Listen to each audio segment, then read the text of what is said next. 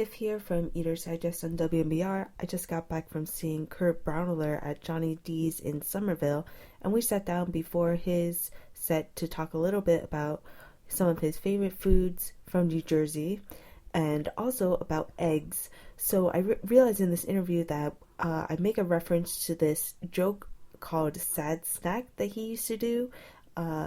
But then we never actually clarified what this joke actually was.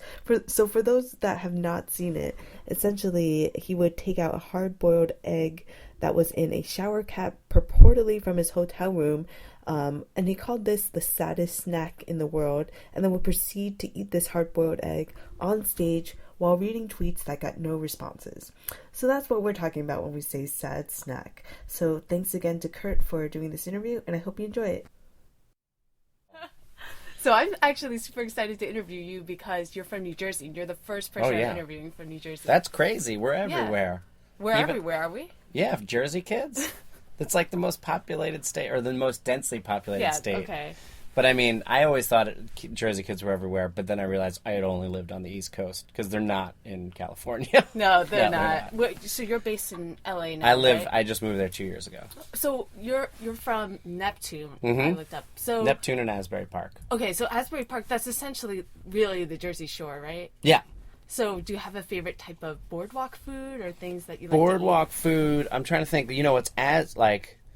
If there's a boardwalk, I mean, yeah, there used to be on the boardwalk in Seaside Heights, there used to be a place that would sell 2 waffles with then like a brick of Neapolitan ice cream on it, and then you would just eat it like a sandwich, and they would make the waffles fresh, and then throw that on. You could eat that on the boardwalk, which was pretty awesome. I don't even know what it was called. Full-size waffles or mini waffles? They're pretty big waffles. They're probably like maybe 4 inches by 4 inches.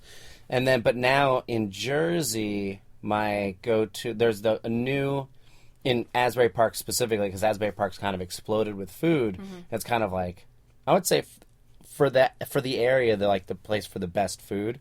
There's a place, Porta, that does a coal brick oven fired pizza, which is really, really good. Oh, so when you say like exploded for food, you mean restaurant food? Yeah. Like real food? Yeah, like really good food. So there's like a lot of good, like Brick Wall is really good, and Porta is really good, and then there's also there's a Peruvian restaurant, you know, and for Jersey, like that's crazy to have like a Peruvian restaurant run by just like this one gay Peruvian man who's very happy and always there.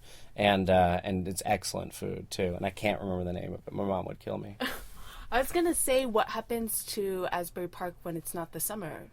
Because... Yeah, I mean, like, that's the whole thing. Yeah. That's the whole thing with the shore is that you always, like, it just all of a sudden, like, turns off in the off-season. But for Asbury, it kind of like has kept support. You know, it's not, Asbury never really was it'll probably become again, but it was never a place that was fueled by tourism because for so long it was just like a broken place. You know, it was like just a ghetto and no one went there at all. And so no one would go there for the summer. Even now, like, there's just large tracts of land that are like, you know, 3, 4, 5 blocks right on the ocean that are just empty fields because there's just not enough money to build there. And it's slowly coming back. But everywhere else on the shore, it's like, it's a shore-driven culture. But that doesn't necessarily result in good food. It results in, like, tourist traps. Right. Whereas that's why I think Asbury does have good food, because there's more, like, an artist community there, and, like, more young people are moving in there. Is there a certain part of Asbury Park, then, that you'd say... Asbury Park's pretty small. Okay. I mean, Cookman Ave is, like, the strip. But then there's like a bunch of stuff over near the beach and on the boardwalk as well that's kind of exploding. Okay. Yeah. So you said your favorite boardwalk snack is a waffle and ice cream sandwich. Okay, cool. I know that one of your bits is about sad snack. Oh yeah. So what's the story behind the sad snack? Were there other sad snacks that were competing for the spot? Or? I was thinking about it, and I thought of. The reason I thought of the bit was because of a hard-boiled egg, because it's like the saddest snack. And I also eat it a lot. I eat hard-boiled eggs a lot. Just by itself, not in like a salad? Just by itself. Alone. Like usually that's my breakfast. Like I'll have an apple and 2 hard-boiled eggs. If I'm at home. And if I'm on the road, then it's just like trash. Like whatever trash I could shove into my mouth. And so I was always struck by how sad it is to eat a hard-boiled egg. especially by itself. But I was thinking about it because, when I was doing the bit on stage, I always had to, like, if tonight I would have had to have gotten off an airplane, gone find an egg, somehow get it boiled. Sometimes you can get them at, like, 7-Eleven, and they're those little, snack sacks or whatever. Mm-hmm. And those are disgusting. They taste like gasoline, and they're usually green inside. Because they've just been hard-boiled and then left on the shelf for so long. Like, I think they're not even refrigerated. No, they're refrigerated, but they're disgusting. Okay. And so it just became really... So I kept thinking, like, is there any other food that's, like, available at the venue that I could get that would be... And really nothing matches it. Like, I was thinking maybe nachos, but nachos are fun. You're excited to eat nachos. Like, buffalo wings, you're excited to eat buffalo wings. There's nothing that quite... Like, tuna fish. Like, quality. Tuna fish maybe... would be another sad snack. Like, but there's no, like, easy way to eat tuna fish on stage. So when you used to, I don't know if you're going to do that joke tonight. No, okay. I will not. But in the past when you did it, would you literally go to 7-Eleven and go get a hard-boiled egg? It would be different every time. Like, I would hope to not. Sometimes I would ask the venue. Sometimes in green rooms like this one, they'll have, like, there's one. They have, like, a tea kettle over there, an electric tea kettle. So you can drop an egg in there and boil it. And so sometimes I'd do that. But it would be a pain in the ass because you just have to buy a dozen eggs. Right. Yeah. Bring it on the road with you. Yeah. And keep it refrigerated somehow. Okay, well, so you're on your Roustabout tour right now. Yes. And I know part of that is trying to raise enough money to send goats and chickens to families in need in Africa? Yes. So did you end up picking the charity? Was that Comedy Central? Or oh, yeah, we picked the charity. That was actually the whole idea of the charity element of it was my writing partner, Scotty Landis' idea, who helped create Roustabout with me. And he had always liked this charity and had told me about it. And then I was like, oh, it's a great idea. And this tour is actually not like, this tour is kind of supporting the series itself. Mm-hmm. And so we won't be raising any money tonight or anything like that. But the series itself, I think we raised 35. The goal? I think we're probably there. We've reached 35,000 before the series aired. And now the series is aired. We don't keep track of it anymore, but from just anecdotal evidence of people saying on Twitter, like, I donated money, mm-hmm. I think we're probably close to $50,000 at this point. Okay, great. Yeah. So if you did have a goat and a chicken, what sort of meal would you make from that? That's a great question. Because, because if it was me, if I didn't have to use the goat sustainably, like, the whole idea behind it is that right, you get the milk or something. It's like, you use the milk, so that's essentially creating a sustainable, renewable economy for that family who gets one goat, 2 chickens. But if I had it, I would probably just want to kill the goat and eat the goat.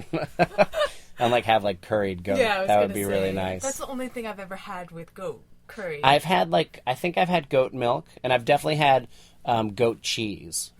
Goat cheese is pretty good. Because you can kind of do all different things with it. I don't think I've had goat yogurt, though. That should be Go-Gurt. That's Go-Gurt. Go-Gurt? Yeah, nobody knows that Go-Gurt's goat yogurt. So what about the chicken? Would it be the sad snack, or? Yeah, I would do a sad snack with a chicken, only because it's... Have you ever had a fresh egg, like, right from a chicken's butt?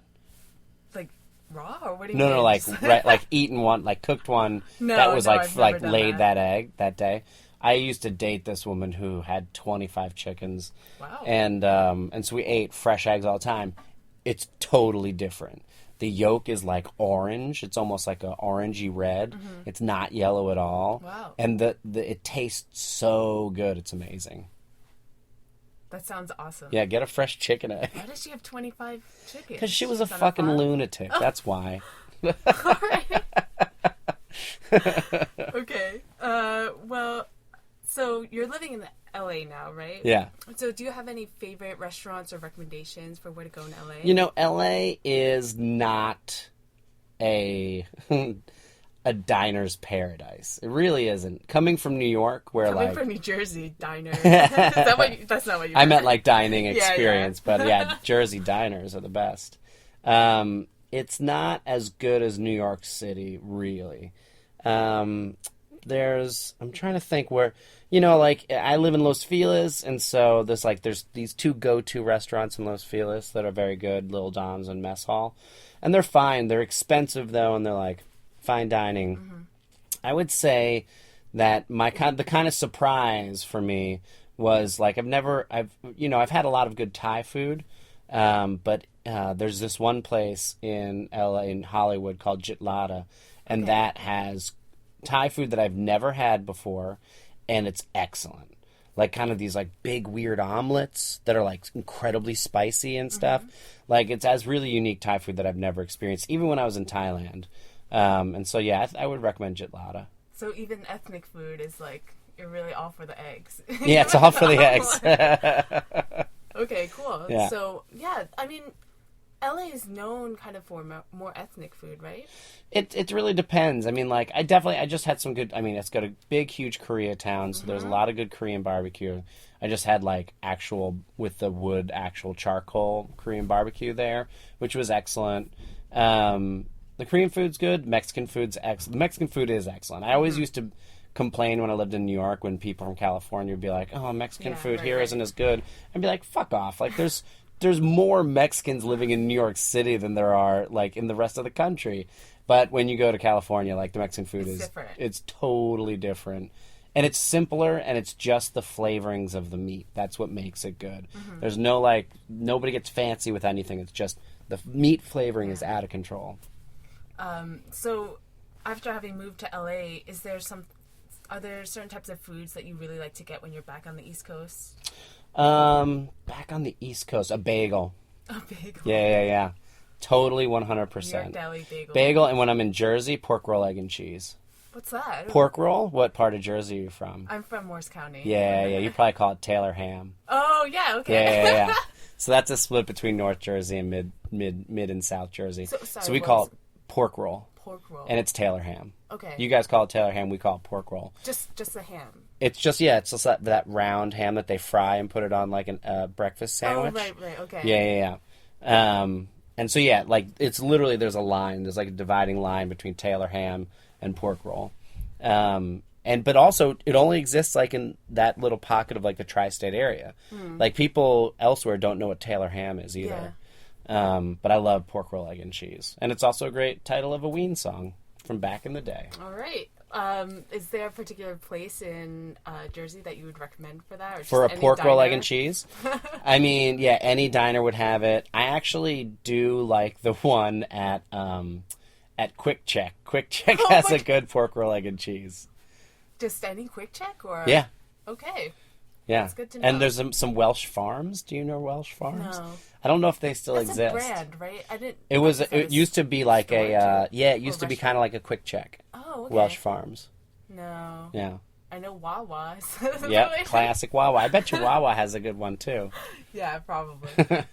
All right, so we talked a lot about eggs. Yes. If you were to go to a restaurant and Kurt Braunohler was on the menu, what sort of dish would that be? Would it be egg related? Oh, wow. No, it wouldn't be egg related. Okay. I think it would be like I would say like a fried chicken sandwich with pickles and mayonnaise. That's what, like, because I think that's my favorite meal is like a Chick-fil-A sandwich. It's so good, and I never get to have it because they're not around. Yeah. All right. Yeah. Cool. Well, thanks a lot, Kurt. Thank you very Good much. luck with the rest of your tour. Thanks.